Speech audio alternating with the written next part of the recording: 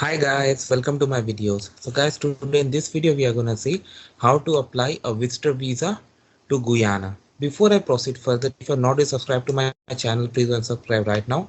And also I would like to clarify, neither I am an immigration consultant nor I am a government body. So if you take anything out of this video, you do it at your own risk. Alright guys, so let's proceed. So guys, Guyana is a very popular tourist destination, no doubt, and many people visit this country every year. So in order to apply for the visa, if you required one, because many country citizens don't even need it.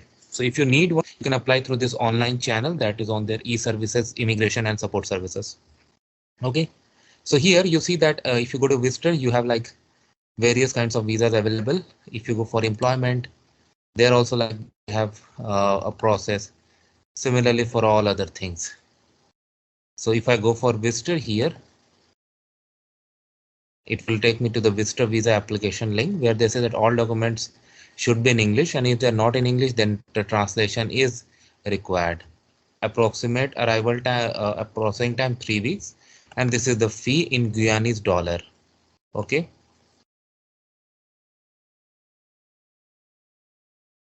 They have also said that maximum of 2 extensions will be granted for the period of 1 month. Okay.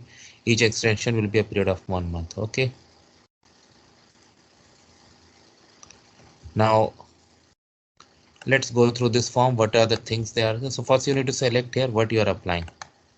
You select this one, see the color became black. See this. So of course I will not be submitting this. First name is mandatory, last name is not. Wow. Matter status single. But if you want to fill it up, you can always fill, and I would always suggest to fill it up. Why would you leave it?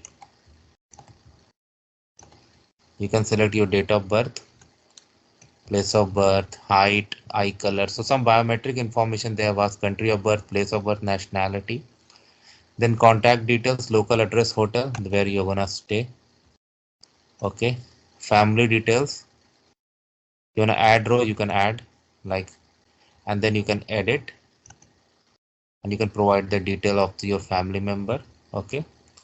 Then it is asking for your passport details, passport number, country, stay details, sponsor details if applicable. That's why it's not mandatory.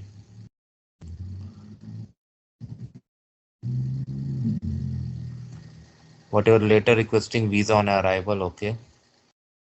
Then document passport biodata page, passport photo, applicant birth certificate, and then you to certify and submit. So what happens is once your application is filled and submitted, a reference number will be provided to check its status, estimated time. Okay, if you encounter any issue, you can contact them.